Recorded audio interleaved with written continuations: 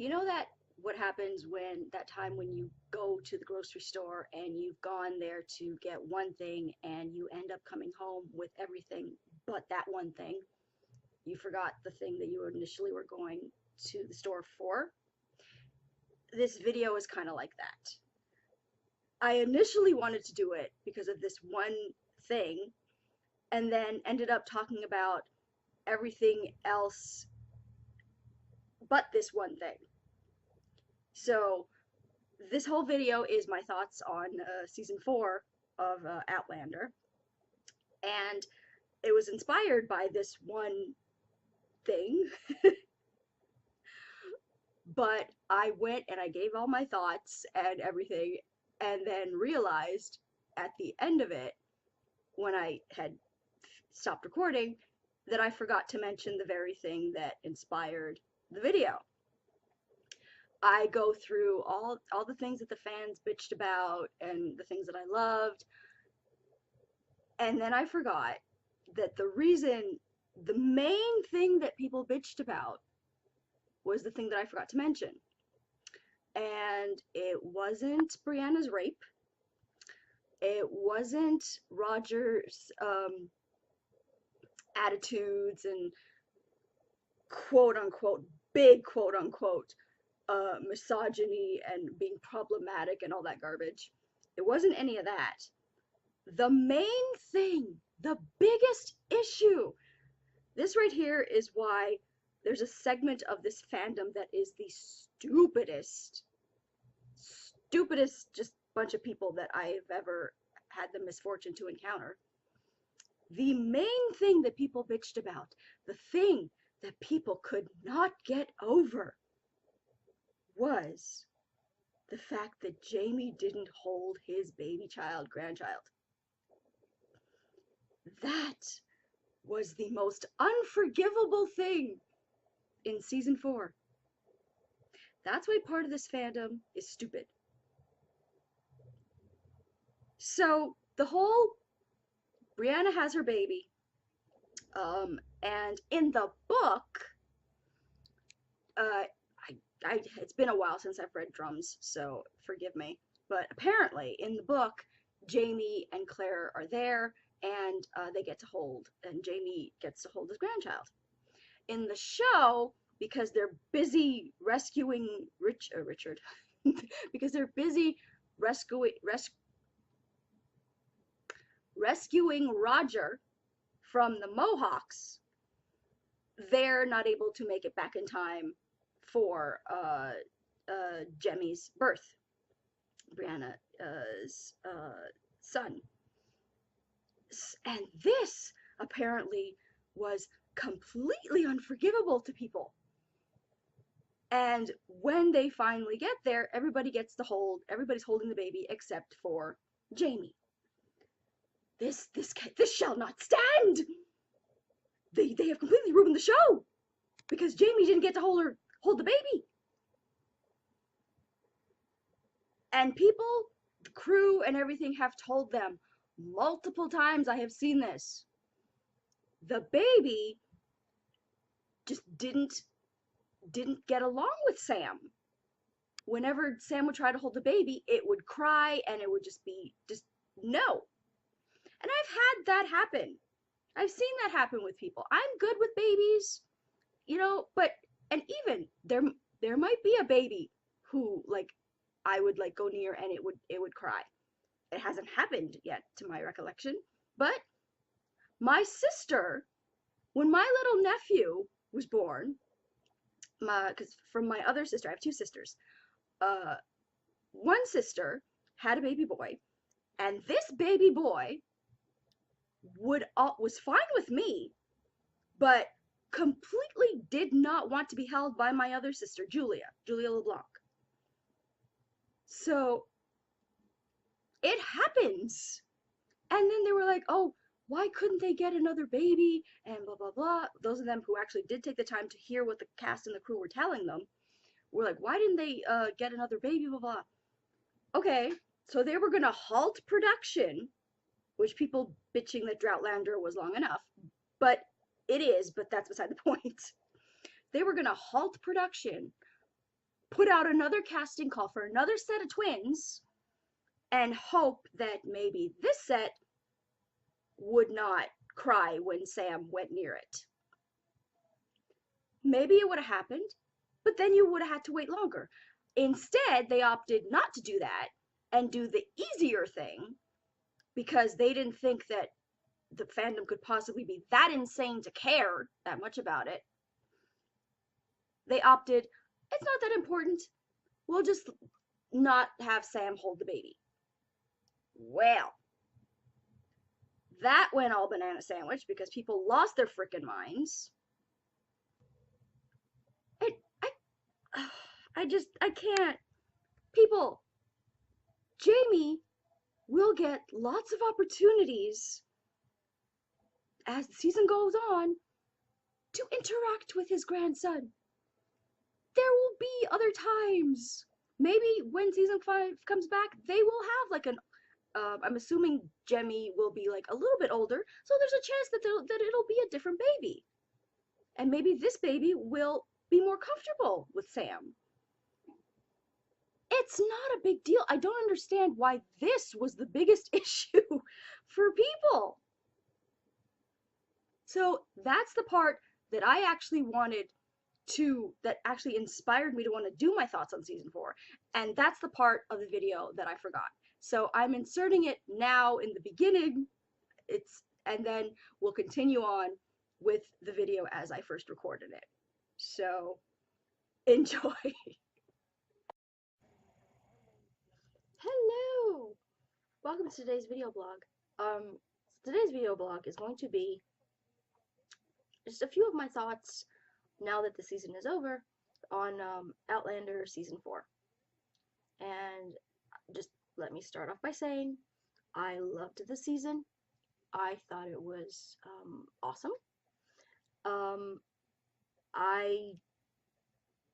I'm just tired of your Bletherin. All you people who keep coming out every episode just to bitch about this or that thing that you wanted to happen, or this or that thing that you didn't like that happened, like, and you keep saying how you're hating the direction the show is going, you're hating this, that, and the other thing.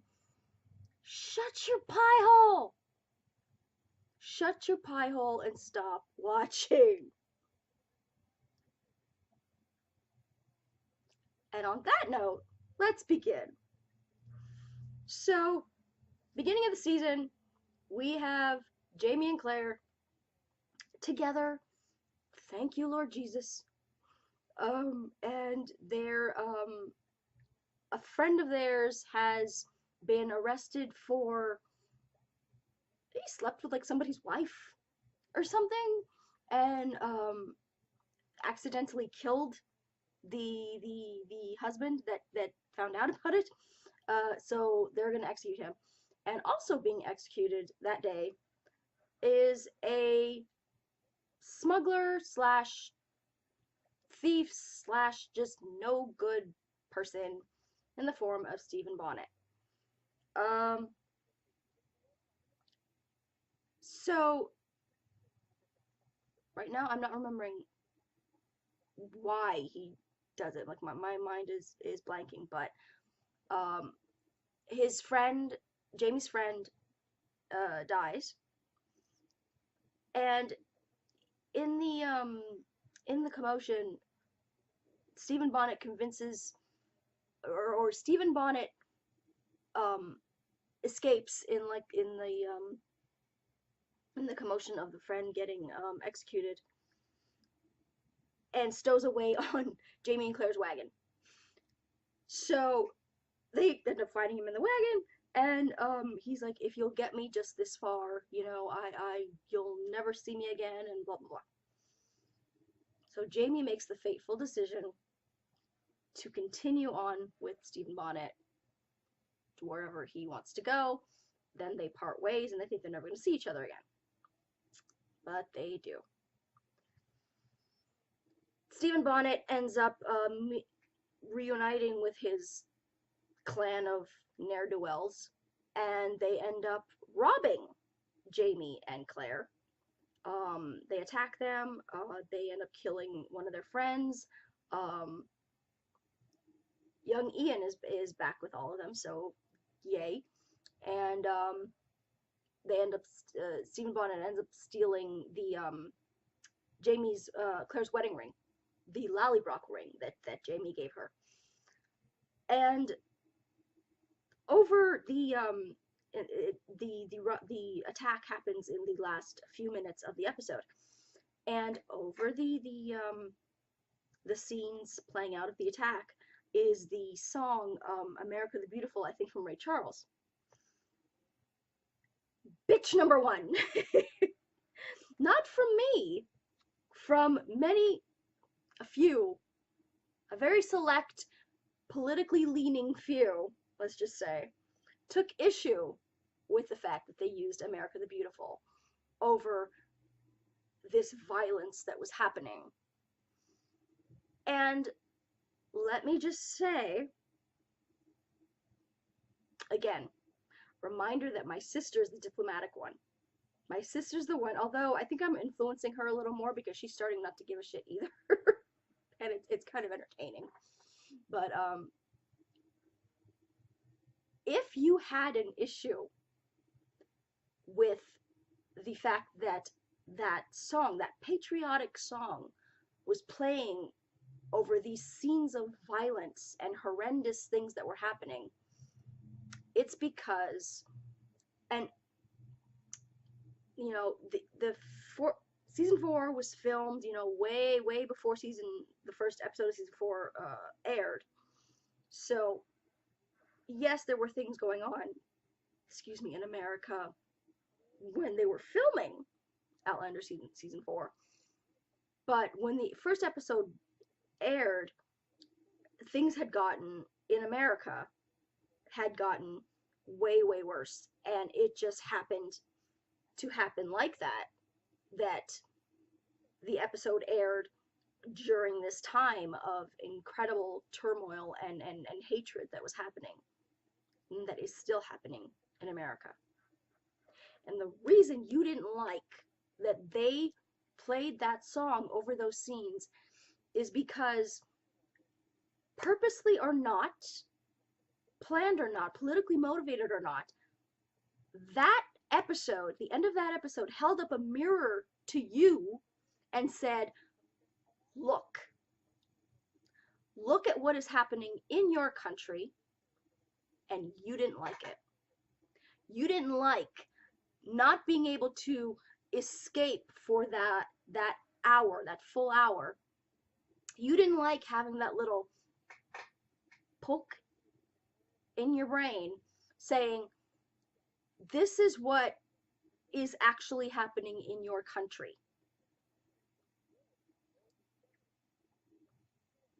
I don't care if you disagree with me. I don't care. You're wrong. That's all. You're just wrong. That's why you didn't like that part. That's why you took such issue with that part. That's why you say that it was politically, you know, the liberal media or whatever. Shut up.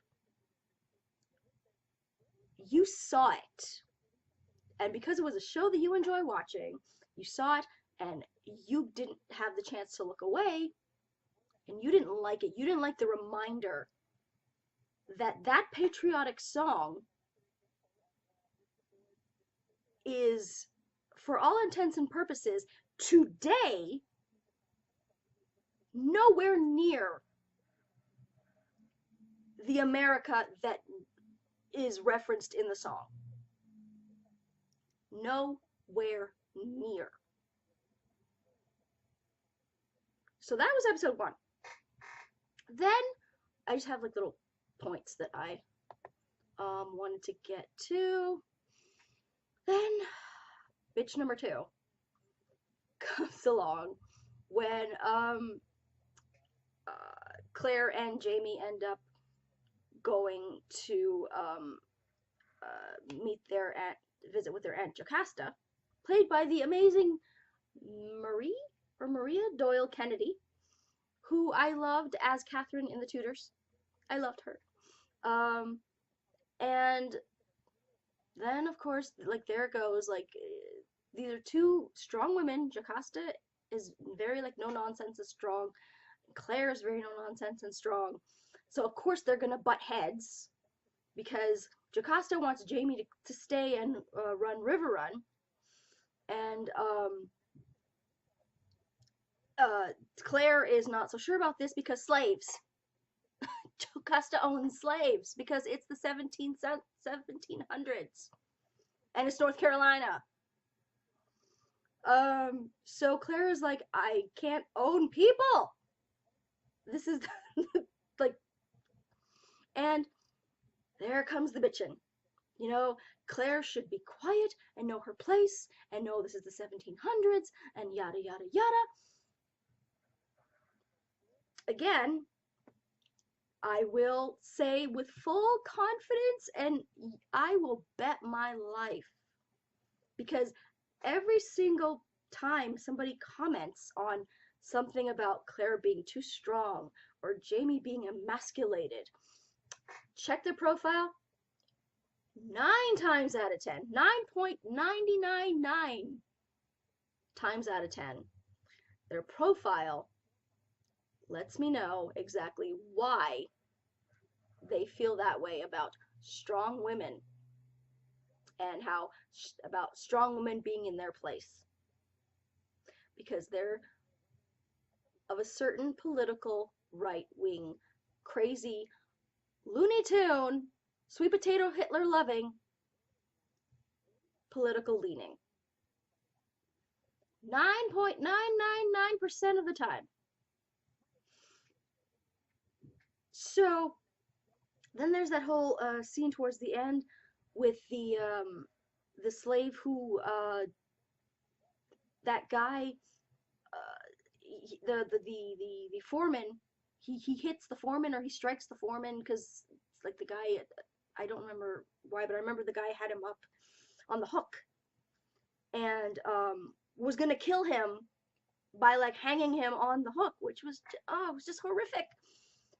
And so Jamie manages to get him down, and Claire is like operating on him, trying to save him. And there's the freaking mob outside who they don't want Claire to save him because they want to hang him. They want to lynch him. So then Claire decides that there's no way, like, if he lives, the lynch mob will kill him. There's no escape from this. So then Claire and Jamie make the horrific decision to kill him humanely by poisoning him, and then pretending to give his still alive, the mob just thinks that like he's ill, or like they don't think that he's dead, that it's just a way to satisfy the mob. And so the mob takes his dead body, not knowing that he's dead, and thinking that they're getting the satisfaction of killing him. And people were like, oh, you know, this is so violent, and how could Outlander do this, and blah, blah, blah. Again, holding up the mirror and saying, look at what your country is still allowing to happen. People are still being killed. Black people are still being killed in your country because they are black. Minorities are still being killed in your country because you, the general white racist population, think that these people are less than you. This is a dramatic way of showing you that this is still happening. And people don't like that. Certain people do not like being reminded of what is they are allowing, of the ugly side of their pure beliefs. And they hide behind Christianity. I'm a fucking Christian. Don't you dare try and like pretend like you're part of the religion that I ascribe to, because you are not. You are nothing. You are in no way a Christian if you believe any of that garbage about immigration, about black people being less than you. So that was episode 2. Episode 3, I think, is when we get back to Roger and Brianna. Yeah. So Roger and Brianna, my poor babies, they're, they're, it's all sweet and in love and everything. And then they head over to the Highland Games, and things, oh, by the way, this is bitching number, what are we at? 3 or 4 now? Bitching 3 or 4. It's lovely, and things are like heating up between Brienne and Roger, and they almost have sex. But then Roger stops because he decides that no, they should wait until they get married. And hear all the garbage about toxic masculinity and problematic and blah, blah, blah. Listen, there is a lot of toxic masculinity in society right now. There has been a lot of garbage that women have had to deal with from men, and still do. But Roger Mackenzie is not problematic. I hate that word. Oh my God, do I ever hate that word. Because 9 times out of 10, it's referencing something that is not problematic. It's historically accurate. And again, with the episodes that came before, this shit with like the slavery and the like all that was going on in the 1700s in North Carolina. It was happening. So what the hell was Outlander supposed to do? Not talk about it? To make you feel comfortable? Fuck you. But back to Roger. So he decides he doesn't want to have sex with Brianna because he wants to marry her. So Brianna is like, meh? So you don't want to F me. You want to marry because you want to marry me. So it would be okay to F me if you had no intention of marrying me? Like, what? What? Understandable. And so Brianna is basically just, no, I'm not ready to get married, because essentially they have just kind of started, like getting like solidified in their relationship, and the relationship is still new to them, and like Roger, God bless him, he knows that he loves Brianna. He knows he's settled. He knows that Brianna's the one for him. Brianna has grown up in a broken home. Now, mind you, her parents didn't divorce. They just pretty much, I'm not going to say hated each other, because I don't believe Claire and Frank hated each other. They had just grown apart and just were in this marriage just for, for Brianna's sake, for that whole, like, staying together for the children deal. And it was the 60s. And I just, Brianna grew up in a hostile home with an example of marriage that was not the greatest. So I felt that, yes, Roger should have been a little bit more, like, understanding of her reasons not to want to get married at that moment. But no. Roger is a guy And however much you want to pretend that we are more evolved now, that's garbage. Because if somebody rejects you, you don't take it all, oh, respectfully. I'm going to like respect your decision and understand that, you're rejecting me, but, I'm going to let you keep your power because, it would be wrong of me and just not, societally acceptable of me to express my hurt over your decision, yourself, and your idiotic piece of shit attitude. No. If somebody rejects you, you're gonna feel horrible.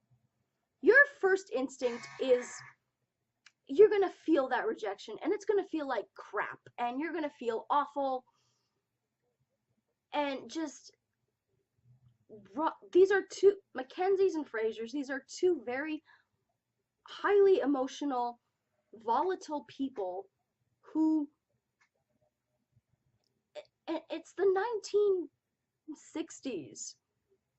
They're not like, these are not people who have like been on Dr. Phil and been through therapy to be able to filter and understand and control their emotions so they can know how to behave and how to process their emotions in healthy ways.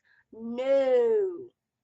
These are real, complex people who are not perfect, and I have no desire to see Roger be this, oh, okay, you don't want to get married.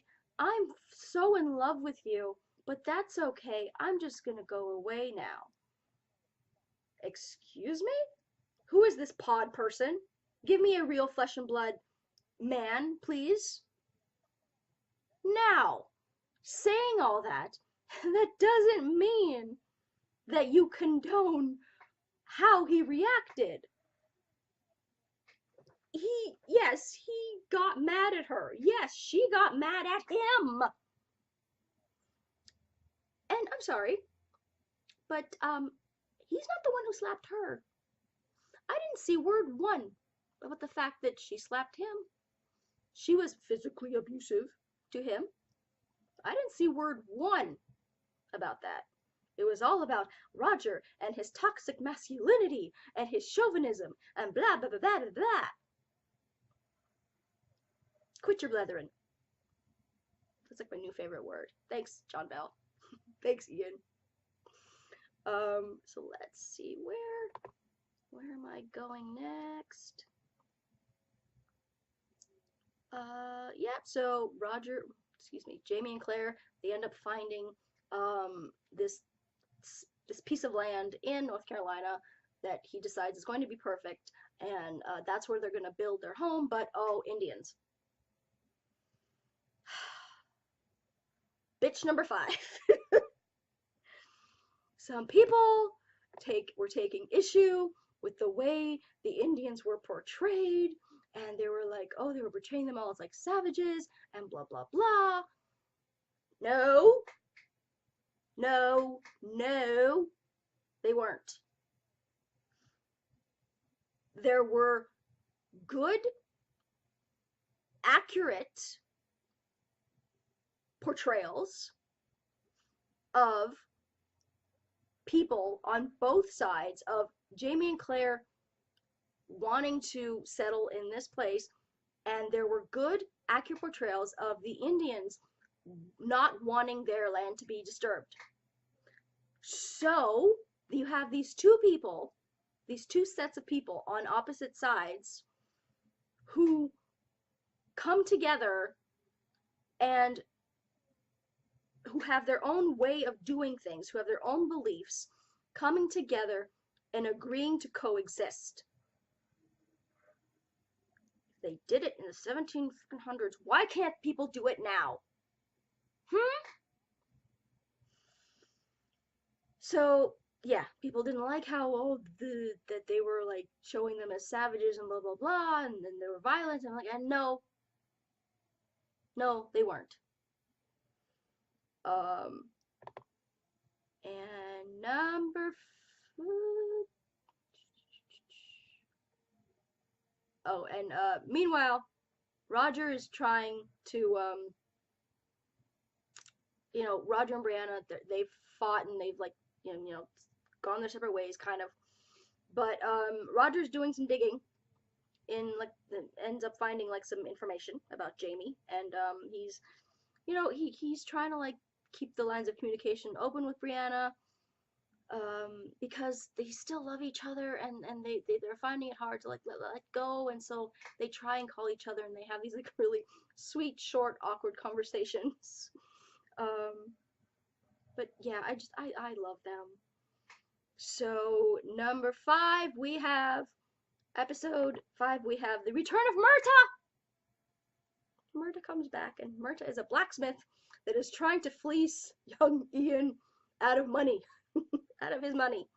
And then Jamie finds out, like, Jamie's like, who's this old man who's like trying to fleece my nephew? And he goes and he finds out that it's Myrta, and then young Ian is like, you know this old coot.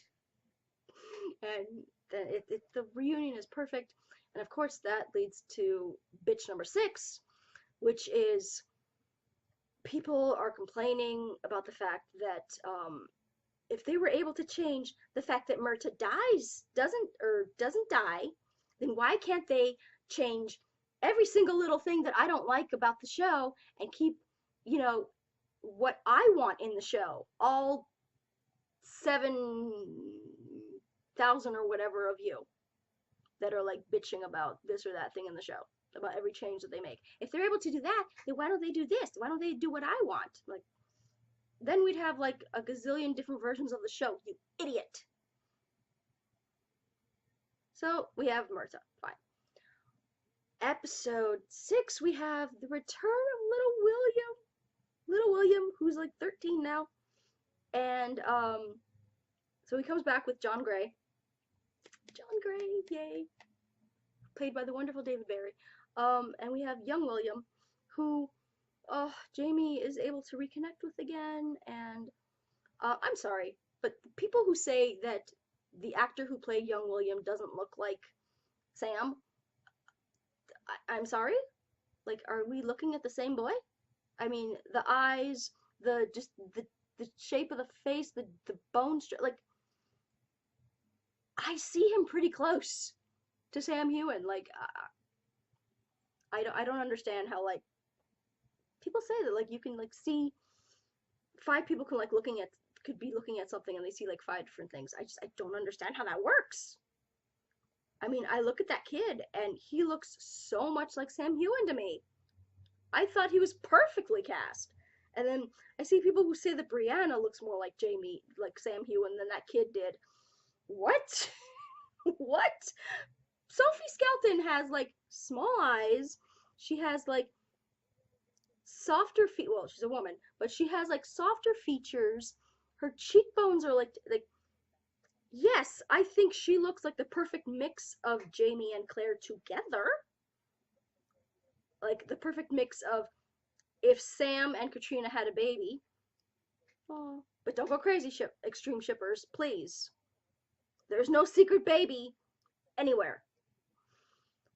If Sam and Katrina had a baby, it would look like Sophie Skelton, in my opinion. This kid who played young William looked so much like Sam Heughan to me, and I loved his scenes with Jamie. They were so sweet, and just and like when he accidentally breaks the deal with the Indians, and so the Indians are going to kill him, and then Jamie is trying to get the Indians to stop and saying, like, oh, he didn't know, and, like, he's not from here, and, like, don't kill him, like, he's my son. And then, like, that scene, I was just like, oh my god, like, are they changing that like William finds out earlier? But no, they just had William be like, oh, you just said that for them not to kill me. So William thinks that William has no idea that Jamie's his father. He just thinks Jamie said that to save his life, when in reality, we all know. And then that wonderful scene where, like, earlier, young William was like, why didn't you turn back? when I was little and I was calling after you and you left and I was screaming after you and you didn't turn back. And then Jamie was like, because I didn't think that I would ever see you again. And I felt like if I turned back, I wouldn't I felt like I would be giving you hope that I would see you again. And I didn't want to do that to you. I didn't want you to hold on to something I didn't think was ever going to happen. So at the end, when Lord John is better again, oh my god, his scenes with Claire were amazing. And of course people were bitching, oh, she was so like mean to him and like blah blah blah. She was so like cold to him. Like how dare she speak to him like that, blah blah blah. I love their scenes together so much because they like, how would you react if you had to heal the person, however much you liked that person, and you thought that person was a great person, you knew this person wanted your husband. I mean, you would not be okay with that person. And like, you're talking about the fact that this person is, yes, admitting that he is in love with your husband. How would... So then that scene with William when he and Lord John are leaving and Jamie is watching them go and little young William is like on his horse and then they're like going and he's turned and then he turns around to Jamie and gives him this little smile. That scene, oh my god, I love that scene so much. That was such a beautiful scene. So yeah, let me see what we want to get to next. Yeah, so yeah, so then we have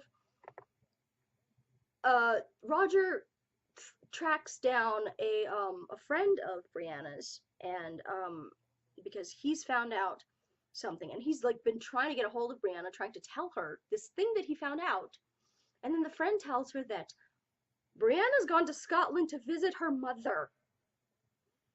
So Roger essentially loses his shit and goes to try to find Brianna before she leaves through the stones. Spoiler alert, he's too late. And Brianna has left him a letter basically saying what he was already trying to tell her, that she found something. She found that a newspaper clipping saying that Jamie and Claire were going to die in a fire in 1770 something because the newspaper got smudged, and so she doesn't know exactly when, but she knows it's in the next 10 years. So she decides that she's going to go back in time to try and find them and warn them. So Roger goes to Fiona and to because he decides that he's gonna go after Brianna, and so he and Fiona are talking in a conversation that gives rise to one of the greatest gifs of all time. Richard Rankin and your beautiful, beautiful damn face. Roger and Fiona gets talking, and he's talking about how, you know, he's trying to find Brianna, and that he knows that Brianna is gone to find her mother, and and then Fiona's like, oh, you mean like because she's not going to find her because Claire's gone back in time to find Jamie Fraser.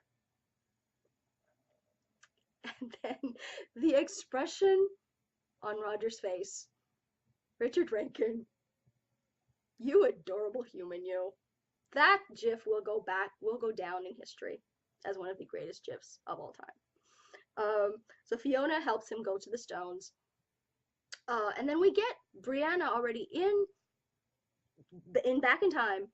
And she's having a hard time of it. She ends up hurting her ankle or something, and she collapses and is rescued by none other than Leary Mackenzie. Our cuckoo magoo Leary, who at first does not know who Brianna is.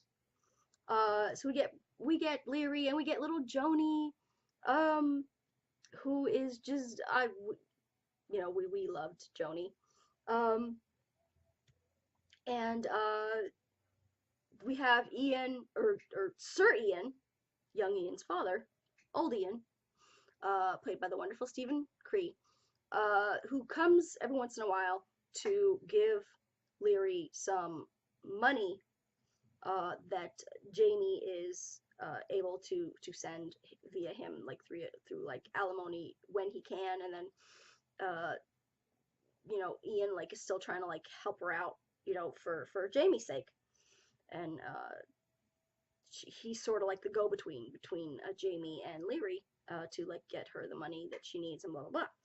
And of course, times are hard, so it's never really enough, and Leary is like, bitching about Jamie, and it slowly starts to dawn on Brianna that she's talking about her father, that she's talking about Jamie, and Leary, when she finds out who Brianna is, oh, she loses her shit. She loses her shit spectacularly. And here's the thing. Leary is cuckoo magoo. You can't, like, nobody can deny that. She's cuckoo magoo. She had Claire arrested for witchcraft. She was gonna, Leary no bueno en la cabeza. But if you're in Leary's point of view, Claire is the woman who, and I'm not even talking like in the beginning. Fine, Leary had a crush on Jamie. She thought Jamie was gonna be her, soulmate forever, blah blah blah. This woman comes along and steals Jamie from Leary. Fine. However, once Jamie and Leary got married, and the marriage wasn't great, they pretty much had the same marriage that Frank and Claire had. And then they had already been divorced, Jamie and Leary, like divorced or separated or what have you. When Claire comes back, and I don't know if like Leary thought that she and Jamie could still be together and just not like, because she wanted Jamie but she had him, and they weren't happy because Leary had her issues and Jamie has always been in love with Claire and was, he tried to make Leary happy, but it didn't work. So rather than like acknowledging that the two of them just did not work as a couple, Leary in her cabeza always blamed everything on Claire.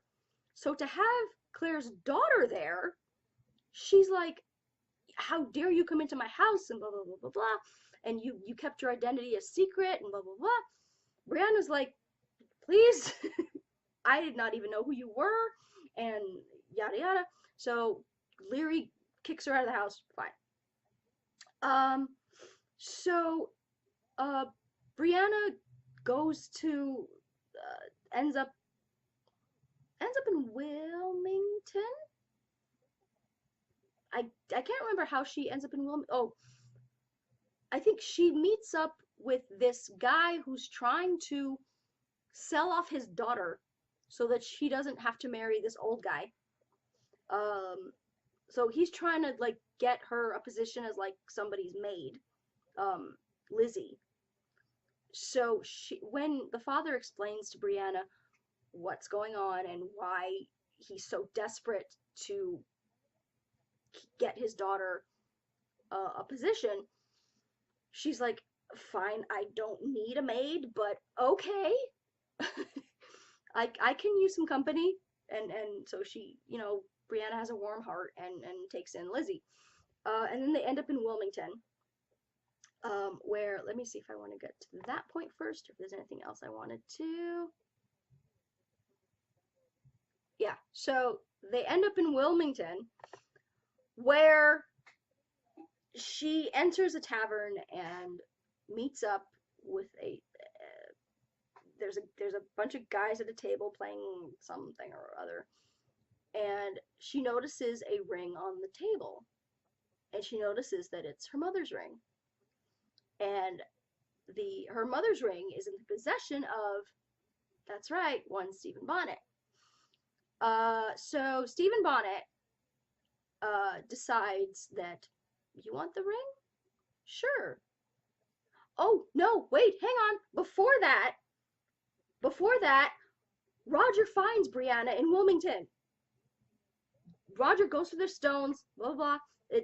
He ends up on the ship captained by Bonnet. Frickin' Bonnet is everywhere. I swear to Jesus Lord. And there's this outbreak of like plague or something on the plane, on the boat, and Bonnet wants to like throw everybody off the boat who has the plague, which again, he's banana sandwich in the cabeza too. He and Leary, somebody should ship them together because yeah. Um, he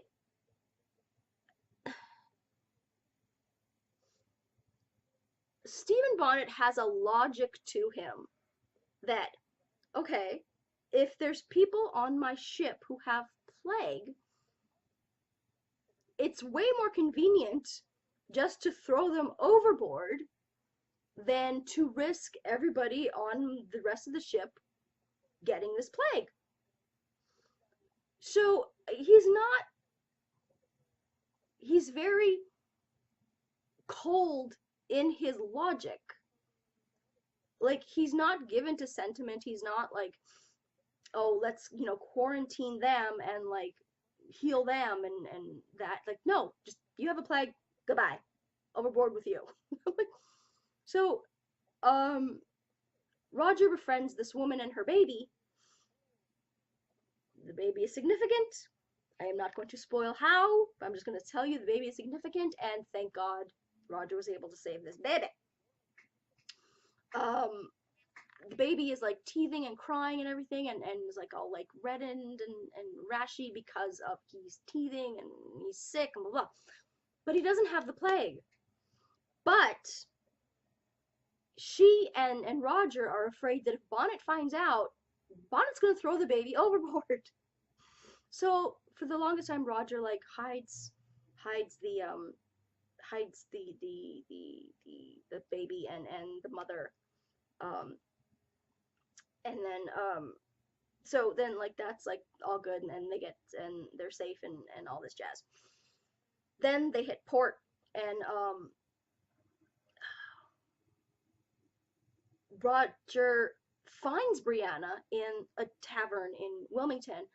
Um, their reunion is beautiful, and they make love and they get handfast, and it's lovely. But then they open their mouths and say words, and it goes down the shitter again. And again, people are like, "Oh, how dare Roger?" Blah blah blah blah blah. And I'm like, I'm sorry. Brianna was just as complicit in that argument. These were two people arguing. This was not Roger lording his power over her or being mentally abusive to her. Shut up. Shut up. You have no idea what mental abuse is. You have no clue. Actually talk to somebody who suffered mental abuse in a marriage, in a relationship, and you're going to see how ridiculous you sound when you say stuff like, if a guy like argues with a girl in a scene, that he's being mentally abusive. Just shut your pie hole. You don't know what the hell you're talking about. So they argue. Lizzie, meanwhile, Lizzie sees from the window, she sees when Bree and Roger reunite, and they're fighting on outside the window. She can't hear what's going on. She just sees them from the outside, and sees that they're arguing, and he like grabs Brianna and like takes off with her, and Lizzie is just like, oh my God, what the hell happened. And so, like, she stays there. Like, she doesn't go after them, which, if she went after them, she would have gotten an education, let me tell you. But, so but, like, Roger's like, oh, I love you, and blah, blah, blah, and they make love, and they get handfest, and it's beautiful, and then they start talking again, and then things go down the shitter, and, uh, Roger's like, oh, maybe it would be better if I never came, and then Brianna's like, maybe you're right, and maybe you should go back. They're both very, again, volatile, headstrong, stubborn people who don't think before they speak, and it makes things happen. Like, you get into an argument, you don't think before you speak, and next thing you know, you're being sold to the Indians. I'm just saying, take some time. Take some time out when you're arguing, because shit goes down, and shit can get pretty bad. And you can get sold to the Indians. All because you didn't take a time out when you were arguing with your girl. So, they split off, and Brianna goes back to, she ends up in another tavern of some sort, and that's when she sees Bonnet around the table, sees the mother's ring, and Bonnet's like, oh, you want this ring? Okay, I'll give you this ring, but I'm taking you first, in exchange, taking you as in stooping you, as in having sex with you, as in whether you like it or not. Because Brianna is like, no, I mean money. I mean, I will give you money. And then he's like, no, you're hot. I'd rather have you than money. And it's horrible, and it's awful, and it's just, he, like, takes her into the room, and he beats her and he rapes her. And it's awful. And of course, everybody, everybody online rallies together and, is so supportive of the person and is so angry against the person who is truly to blame for all this. Roger.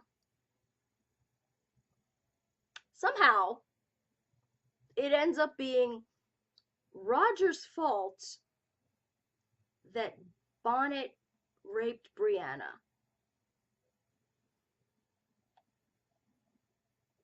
Somehow it ends up being Brianna's fault that Bonnet raped Brianna.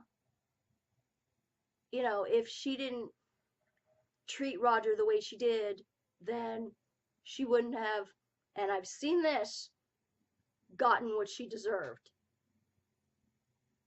You piece of absolute garbage. To say something like that. Yes, this is fictional. This is a fictional story. But you have that thought in your head.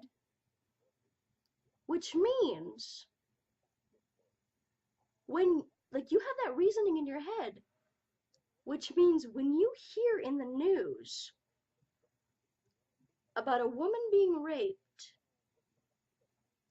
you actually have the thought process in your head of, well, let me read further to see what she did to maybe deserve that rape. So I can make the distinction. Did she deserve the rape? Did she not? Because if you can turn around and then say to somebody, say on your social media, that because Brianna behaved this way, because Brianna said this, that she deserved to be raped, means that you have a distinction in your mind that that there is some justification for when a woman gets raped, and that makes you a piece of utter, absolute garbage. You are just a piece of trash. Not even a human being. You're a piece of garbage. So, let me just say, the scene, like, Bonnet, I do not condone what Bonnet did. But this led to a discussion of, I'm not sure if I'm still frozen there. Hopefully I'm not still frozen on your screen there, because I'm frozen on mine. So, um, this led to a discussion of who was worse, Bonnet or Blackjack Randall. I still say Blackjack Randall, because Blackjack Randall was sadistic, and he loved to hurt people just for the sake of hurting people. He was just violent and just, you could say that his one redeeming quality was his love for his brother, but even that was just like it, no, in the way that he treated people. Bonnet has his has his um has his logic to the things that he does. He's It's a psychotic logic. Don't get me wrong, and I'm not in any way condoning what he did. I'm just saying, if we're talking about who's better, who's worse, I still think that Blackjack is worse. Because to Bonnet's mind, he believes that he and Brianna had a fair exchange for the ring. He took what he wanted. Brianna got her ring. He's a skeevy sleaze bucket, but it what he did was evil. But I'm trying to think, like, in his mind,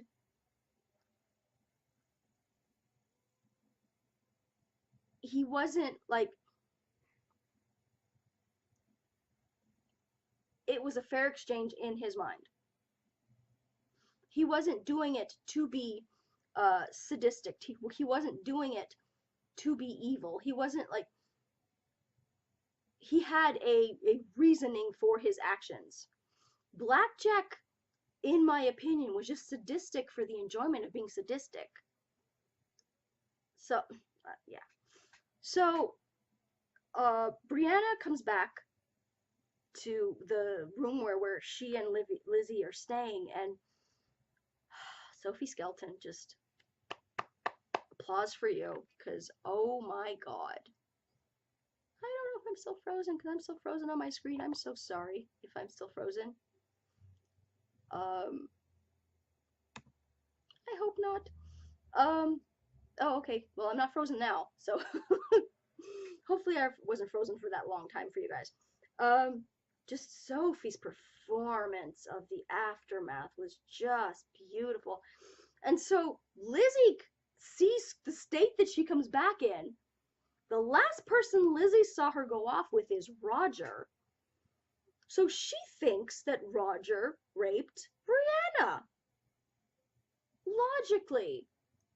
I mean, Lizzie got all this hate of just, oh, and it was so unfair and so unfounded, because I'm sorry, we know she went off with Roger and then got raped by Bonnet.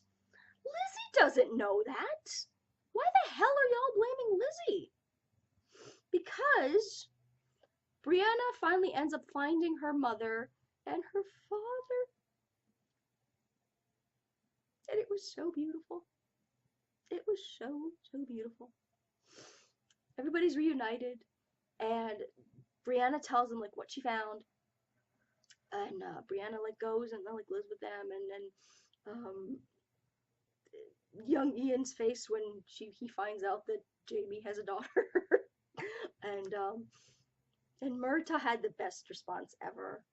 His was, "What took you so long, lass?" I was like, I love him. I love Murtagh, who, by the way, is now the leader of the rebel regulators. against the British. Um, so because the British, like the whole like American Revolution is starting to happen, and he's yeah, he's like leading the rebels against the British to try and get America to be free. uh, Second time's a try, the best.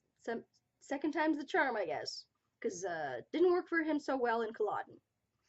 Um, so Brianna goes back with Jamie and Claire, and they're often living in Fraser's Ridge, and it's wonderful. And then Brianna finds out that she's pregnant. Um, and then she has to tell her parents, and she tells Claire first that, and she says that she doesn't know who the father is because she was raped. Because Roger, like, she and Roger were together, but then the same day she was raped. There are people who, again, bitching number 7, I believe we're at. There were people who complained that they didn't like, that they found it too violent and jarring, that the fact that they had Roger and Brianna be together, make love, and then in the same episode they had her rape with Stephen Bonnet. Here's the thing. I think in the book it might have happened like a day or two after or whatever. This is a TV show. They need to compress things. They need to like have things happen quicker. They need to have it where the viewer will believe the doubt that because it happened so close together, this could be Bonnet's baby. So the best way dramatically to get it across would be to have it happen, in the same day. It was awful and it was horrific and it was sad, but it was the best choice dramatically so that the viewer who is not a book reader will have that in their mind of this could be Bonnet's child. So she then she tells Jamie that she's pregnant, that then like she they, I'm not sure if she tells him about the rape first or the pregnancy first or what, but he ends up finding out about the rape, and he ends up finding about the rape that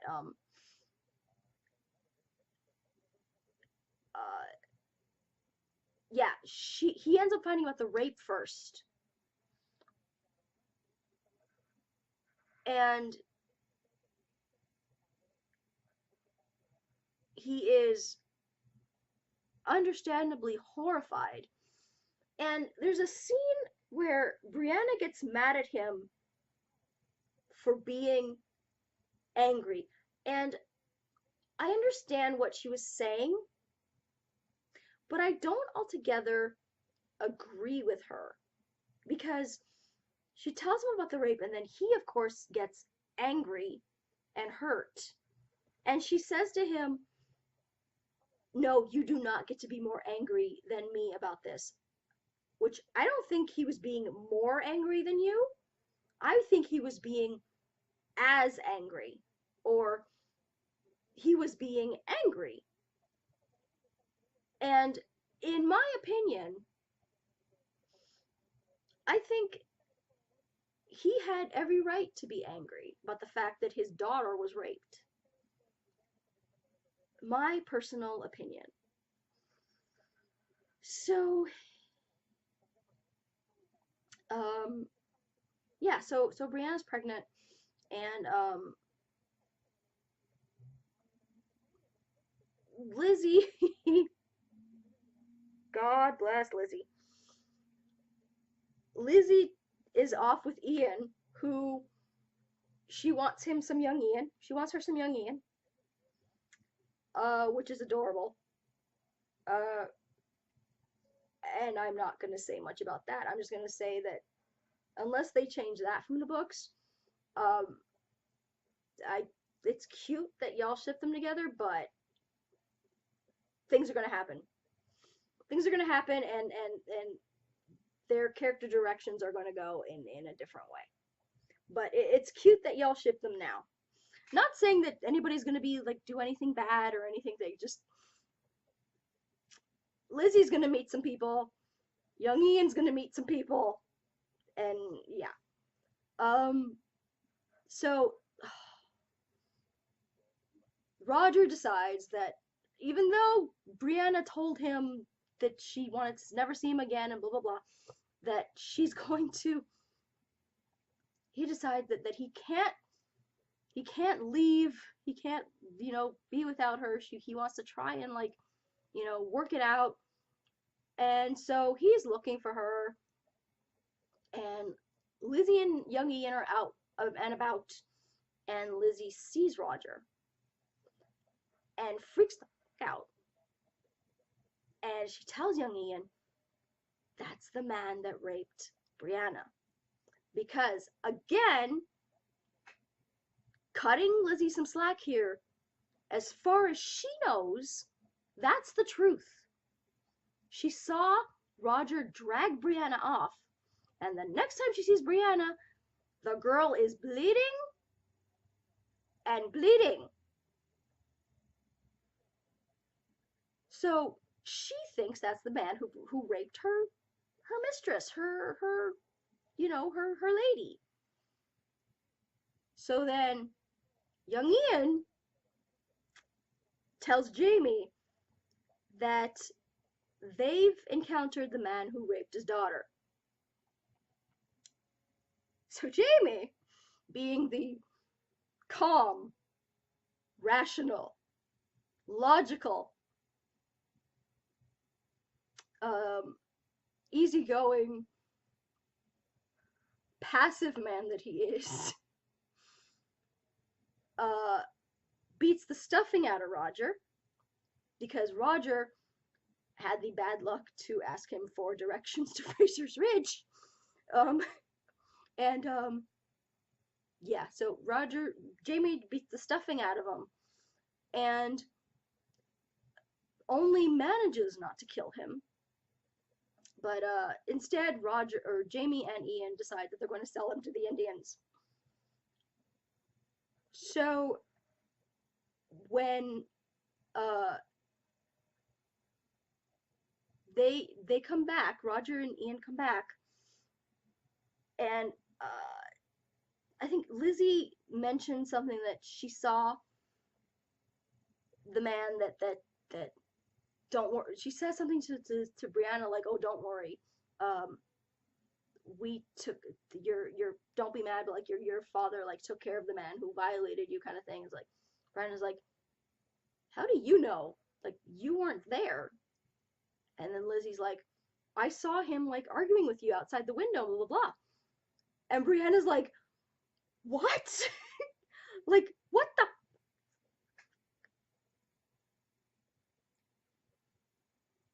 And then off she goes on her father, because Brianna is such a logical, calm, reasonable, passive person.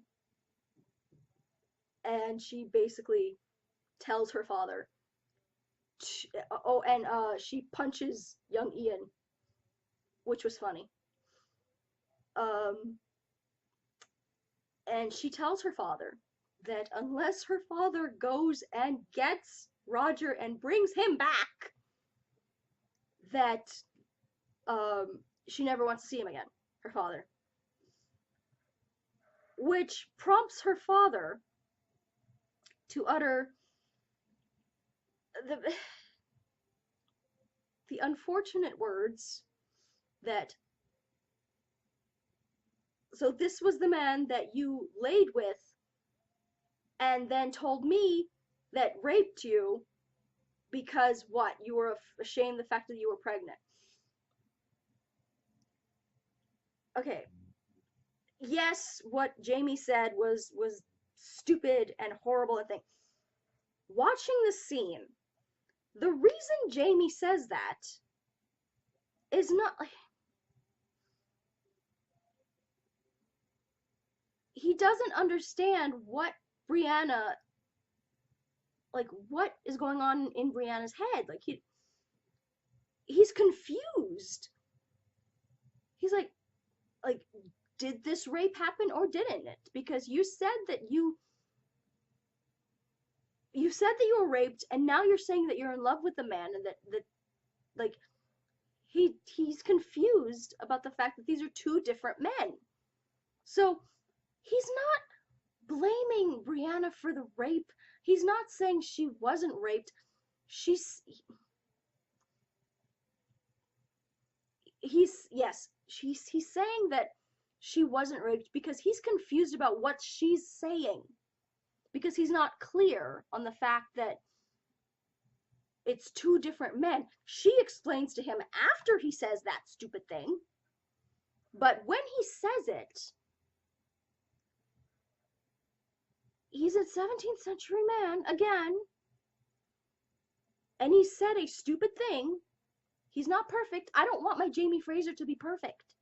I don't want any character to be perfect. So he says that thing, and then he understands that she's talking about two different men. And when he finds out who that other man is, that it's Stephen Bonnet. Yeah. See, and like, I'm sorry, but I think Jamie has every right to be angry about what happened to Brienne. And it's not about you being more angry than me, or it's not a chauvinism thing. It's not a, you know, toxic masculinity garbage, any of that. Jamie let Stephen Bonnet live. And now all this garbage is happening to his family because Jamie let Stephen Bonnet live. And that is what's eating away at Jamie. It's not a chauvinist thing. It's not any of that. It's Jamie's own guilt because he let this man live, and now this man has caused all kinds of pain to his family. So, can we please give Jamie Fraser a fucking break already?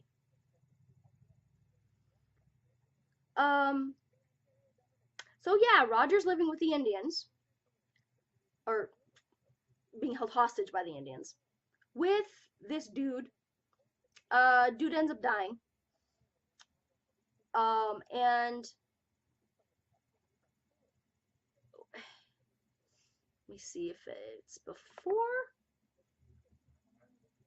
And Jamie decides that Brianna needs to get married, so he sends her to her.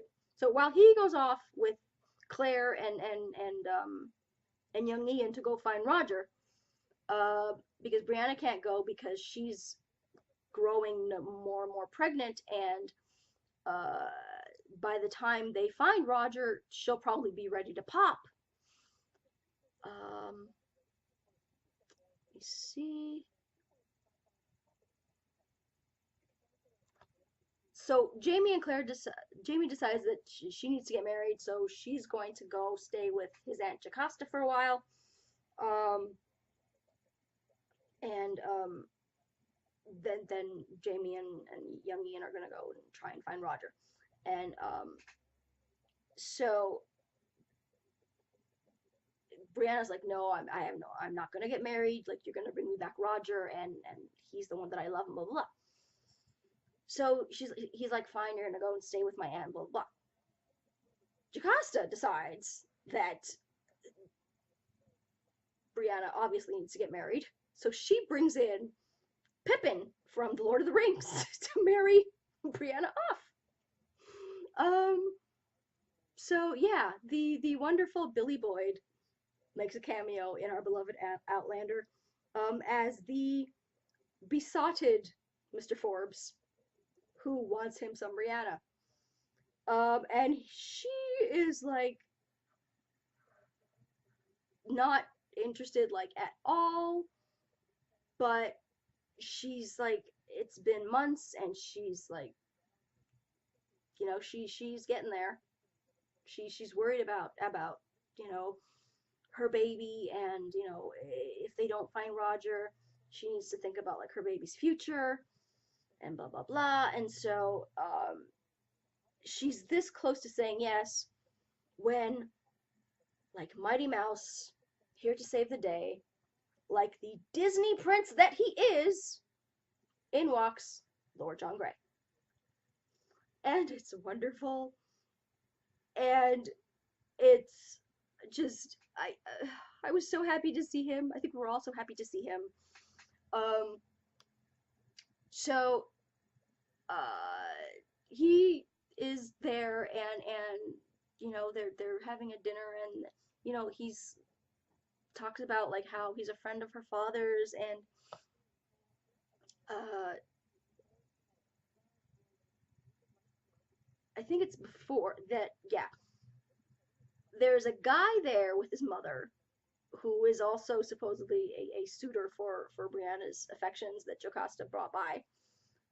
But and he's all for it because appearances in the 17th century or the 18th century, and appearances because he and Lord John Grey end up doing the dirty in some hallway, which is kind of weird that they would just do it like it's hidden, but Brianna ends up walking around one night and comes upon them. So Brianna, being the logical, calm, rational person that she is, decides, okay, I really don't want to marry Pippin from Lord of the Rings, so I'm going to blackmail you, Lord John Grey, into marrying me so that my baby can grow up and like not be a bastard in the 18th century, because that would suck. It would suck in the 60s, but it would suck even more now. So Lord John Grey is like, no, I'm not going to marry you, and she explains like what happened and everything, and he explains all the reasons why they shouldn't get married. But then towards the end, he agrees because she is like, oh, then I'm going to have to marry Pippin from Lord of the Rings. And at the 11th hour, Lord John Grey says, no, like I'm like, have you all heard the wonderful news that Brianna and I are going to be married? So they're it's sort of like a fake engagement kind of thing to like keep everybody off their backs and keep no one the wiser. So Roger's having a very bad day. It's Tuesday, in case you were wondering. And it's he ends up being he ends up being held hostage with this guy who's a priest who had an affair or had a love affair with one of the native women.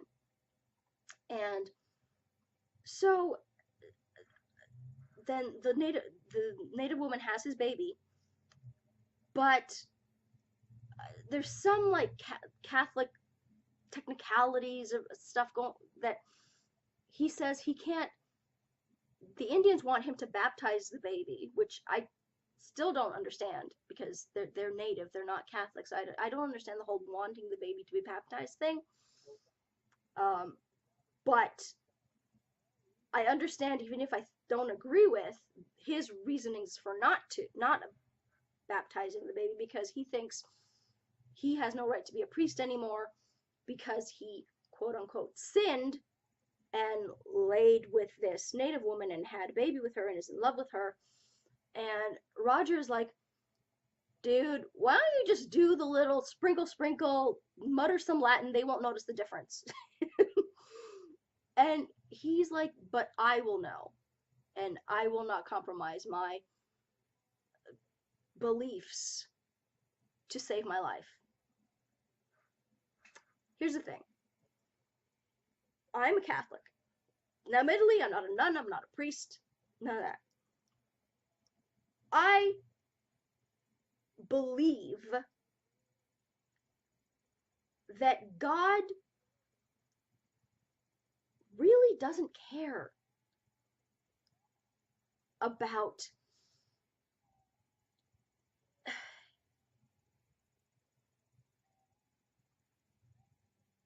I don't believe that God would want you to die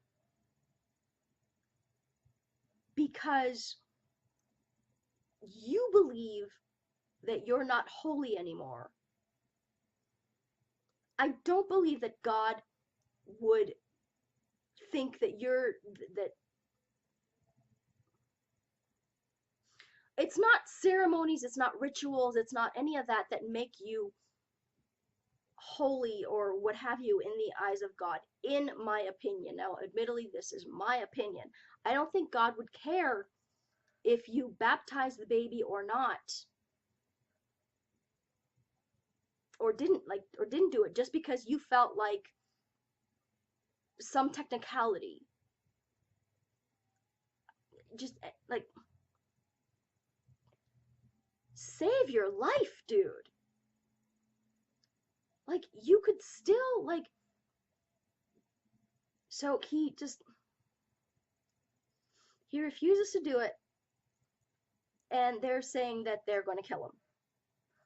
So fine. Meanwhile, he and Roger are planning their escape, or he's planning Roger's escape, because he doesn't believe that he's going to make it out of there alive.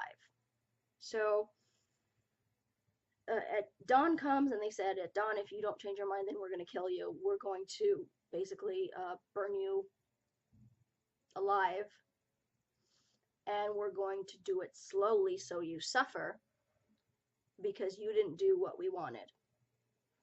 And for people who thought that that was the natives being like too violent or too savage or whatever, y'all, like, have you even read a history book? Have you read what non-native people have done to each other? Have you read about the burning of the witches? Have you read about what they did to women in the Dark Ages? Like, you think that was anything different? Shut your pie hole. Please sit down. Now, Roger manages to escape, and they grab the priest, and they're burning him at the stake.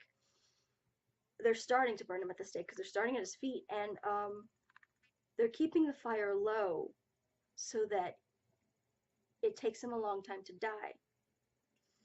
Now, Roger is managing his escape, but he knows the story of they're going to keep the priest alive for as long as they can so that he suffers. And at first I didn't understand why Roger would go back. Like he had his freedom, he was making his break for it. And then he stops and goes back, and I'm like, what are you doing? Why are you going back? And he's like, oh, I'm an idiot, blah, blah, blah. I'm like, yes, he's gonna die anyway. Run! But then I realize when he grabs the barrel of whatever it was, like gunpowder or Vaseline, oh my god, gasoline or what have you, and he grabs it and he manages to throw it at the stake, at the pyre where the priest is burning, and it sends it so that like the fire goes like all up and like just envelops the priest. And then I got it. Then I was like, oh, he's doing it so that the priest dies faster, so that he doesn't have to suffer as long. And so then I understood it. And then the woman that the priest loved hands over the baby, or puts the baby down, hands over the baby, and walks into the fire to be with the man that to die with the man that she loves. And let me say, that whole sequence, that fucking song, that song is the saddest song in the history of music. That adagio strings, what's it called? Composition? Song, symphony, classical piece of music is the saddest piece of music in the history of the world. I remember that song from when Megan died, from Young and the Rest, not Young and the Rest, it's from One Life to Live. Jake and Megan, when Megan got lupus and died, and that song was playing on her in her death scene. That's where I remember that song from, and that song has stuck with me through over 20 years. Yeah. So, oh, I think I'm frozen again. I'm sorry if I'm frozen to you guys. But yeah, I've been talking for a long time. But a lot happened this season. So we're at yeah. So now Roger has the chance. Yeah. So Roger is back with the natives, and Jamie manages to get a letter to Brianna. Basically telling her that apologizing to her, and I love how like Brianna was like, you know what, even like before the letter or whatever, I'd already forgiven him. I loved that. I loved that moment so much. And in the letter he talks about um knowing how she feels because of what happened with him with Blackjack Randall, and how like that he understands her want for revenge, and how he's advising her not to take it, that she has to find some way to for sense of forgiveness for what Bonnet did to her. I don't necessarily agree with that, but I understand what he's um, why he said what he said, and what he's trying to impart to her. So she decides that she's going to go talk to Bonnet and tell him to his face that she forgave him. Meanwhile, in the same jail is like, yeah, Bonnet's been captured for something and is set to be executed again. In the same jail is Murtaugh, who has been arrested for his rebellious activities and is set to die. So Fergus and Marcelly, who are just lovely, lovely people, and are planning to break Murtaugh out of prison. At the same time that Brianna is there to talk to Bonnet, and Bonnet the bastard, I call him, and somebody else called him son of a bonnet in one of a blog post that she did. So Brianna goes to see Bonnet and tells him that she's pregnant, and that the baby. She tells him that the baby's his, even though she doesn't know for sure. But she does it so that in her mind, and she says this to him, that if he's going to die, maybe having that knowledge will help him find some peace as he goes to the great beyond. And at first he's like, oh, like, you know, what do you want from me? Money or whatever? And she's like, I don't want anything from you. I'm just telling you so that when you die, it might be a comfort to you. And she tells him that she's going to raise her child to be a good person, and that her child will never know who he is, and that she's going to raise him to be a good person and to be nothing like him. And the look on Bonnet's face, and this is also like one of the reasons why I think Blackjack is a more evil person than Bonnet. Because when Brianna, look at, first of all, Ed Spieler's like, oh my god, the man is an amazing actor.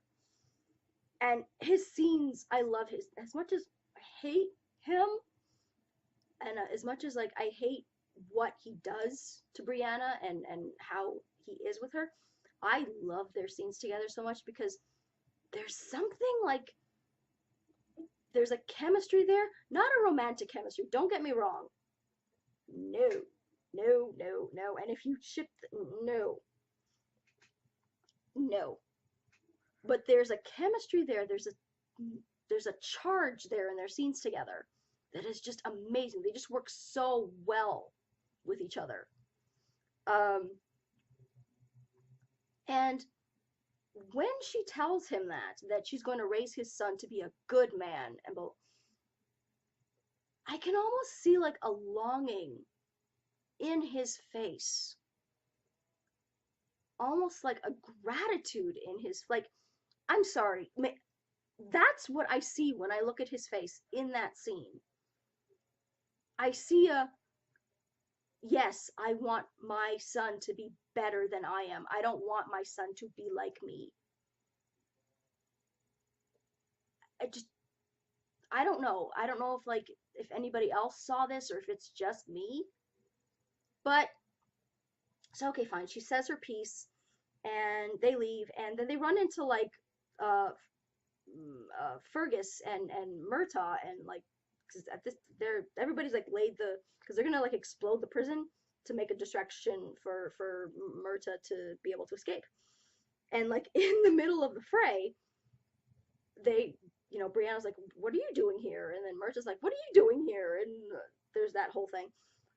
And in that whole thing, the keys to the cell fall. The jail keys fall. And as they're like running out with Murtaugh, you see Bonnet reach for the keys. And then a few seconds later, you see the explosions go off. So, did Bonnet survive? Did Bonnet not survive? Book readers, you know the answer to this. So, they go back to River Run, and so Murtaugh and Brianna go back to River Run, and a little something happens between Jocasta and Murtaugh, which broke my little Murtaugh and Suzette shipping heart. But at the same time, I get it. It's been over 20 years. They're not together anymore. Suzette has probably moved on. And, Murtaugh deserves some loving now in the new world. So, he and Jocasta do the dirty. I'm like, oh my. And, Jamie, Claire, and young Ian end up finding Roger, and they're trying to negotiate getting Roger back. But the natives are like, no, why?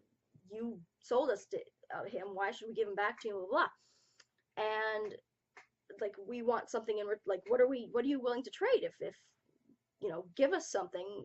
We're not just going to give him back to you. So Jamie's like, all right, I'll